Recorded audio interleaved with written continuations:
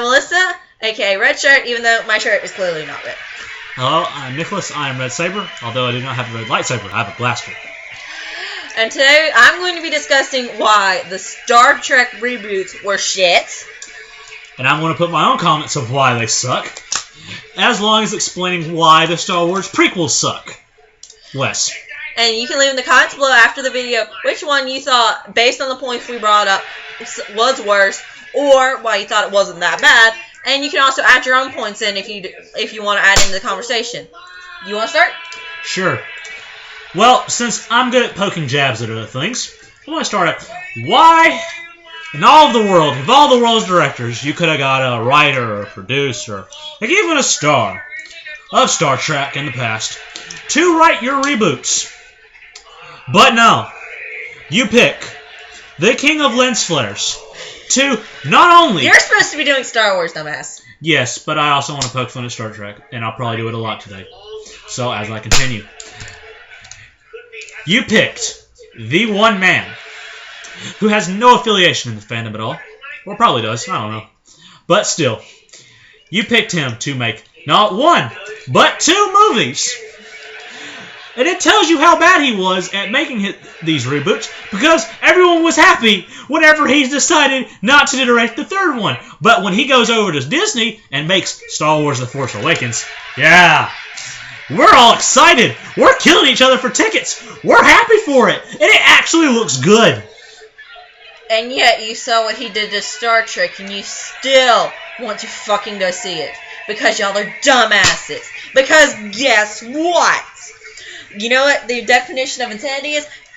Insanity is doing one thing, one time, and then seeing what happens, and then going back, and doing the same damn thing again. Okay. And expecting something different to happen. Okay, first you got that wrong. Quoting Voss from Far Cry 3, Far Cry. The definition of insanity is doing the same thing over and over again, and thinking that you get different results. So basically what all Star Wars fans are doing.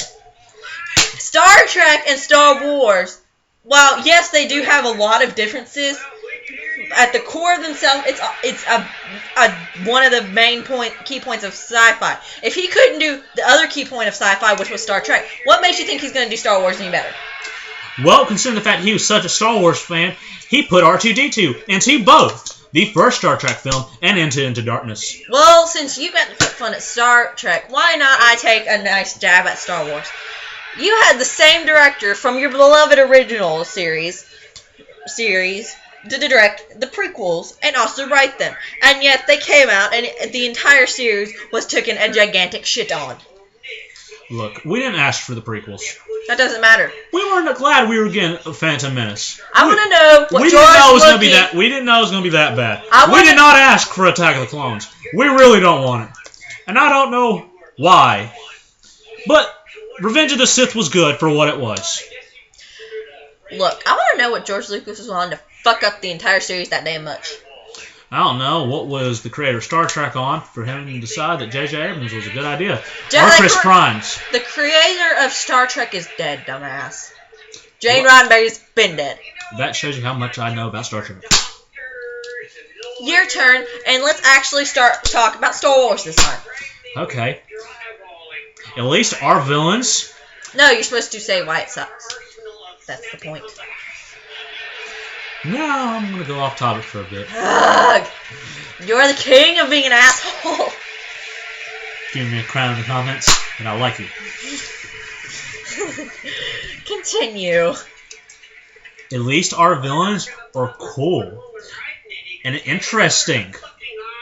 Darth Maul and Count Dooku were both once Jedis. At least people were scared of Darth Maul. No one was scared of pretty-looking Khan. We didn't ask it to be written like that. And nobody asked, while we're talking about it, at least our aliens have names and variety. Variety as in the order in which they slept with Kirk. Motherfucker. You. No, they. I'm not even talking about the women. I'm talking about aliens in general. You just straight up said women. At least our women don't stand there and look pretty. That's every. Oh, so the blonde woman who was in Into Darkness, She did not. She was in that movie. She at least did something! She wasn't in that movie to stand there with her shirt and pants off in her lingerie to ask her, does this look good? So that wasn't just standing there and looking pretty. Hey, it made me happy. Yes, you and all the rest of the fat men who barely get touched. Fuck you. I'm not a fat man! No, you're a beautiful princess. Oh, fuck you. You're not saving yourself from that one. Get on with your Star Wars shit. And actually, point out something that was bullshit about it, dumbass. Fine. Jar Jar Binks was a mistake. A giant one. So much so as I believe in how it truly ended means. That Qui-Gon should not have rescued him. He should have let him be run over. And Obi-Wan could have used the classic line from A New Hope. I felt a great disturbance to the Force. Thousands upon millions of billions of people crying out in agony. And suddenly nothing. Now, show us why Star Trek sucks. Lens flares. Wow. That's all I got, seriously.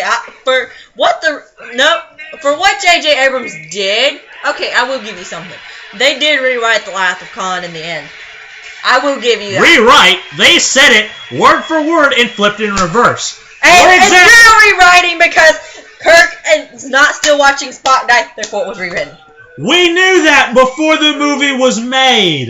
When you gave us the first trailer, 90% of us looked and go, yep, this is The Wrath of Khan. At least for our movies, we at least don't know what we're getting into. It may be crap, but it was okay. You had Hayden Christensen. You had Chris Pines. You had a man whose only job was to stand there, look pretty, and copy William Shatner, except instead of going, and now, we must boldly go into darkness. And the darkness is how sucky these reboots are.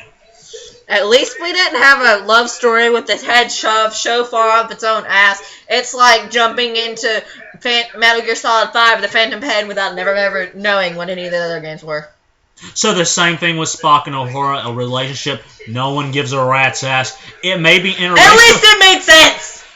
Yes, but know this. More people are rooting for Finn and Rey in The Force Awakens more than anyone rooted for Spock and Uhura. Well, guess what? I don't give a fuck about your so beloved interracial ship. You know what I want to see? We're an interracial couple!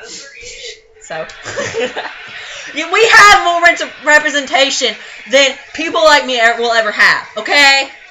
Okay? Okay?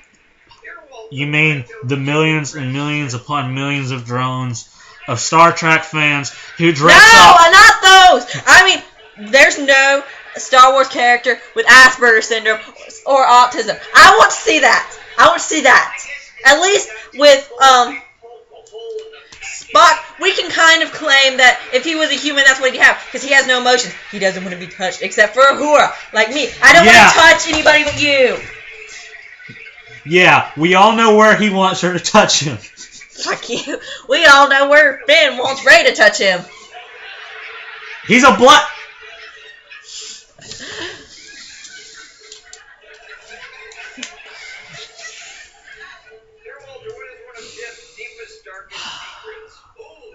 I think we're both kind of done, aren't we?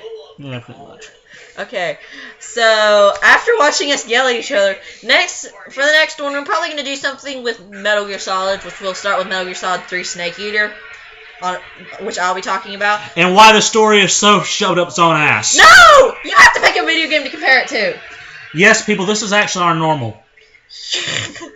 This is really our normal. This happens almost a daily basis. Fuck you. But I'm going to pick taking the first one chronologically in the timeline, which is Metal Gear Solid 3, even though it's the third one in the series, and we're going to be comparing it to whatever bullshit this man pulls out of his ass. So I gotta pick a story who's equally has its own head shoved up its own ass. So pretty much Assassin's Creed or Call of Duty. No, you could go by a stealth game. You could go by story shoved up his head up his own ass. Metal Gear, Assassin's Creed, Call of Duty. Fuck you! Metal Gear does not have its head shoved up that far up his ass. If you've been watching it and you know what the hell's going on. Yes. Playing games that enough people have said, screw this, I'll just look up the wiki. I only did that with the fourth one, and that's because I couldn't beat Screaming Mantis or whatever the hell that bitch was. Was it the first Metal Gear? Then it was probably Psycho Mantis. No, it was the fourth one! It had like a knockoff Psycho Mantis because it had Screaming Mantis. This shows you how much of a fan she is.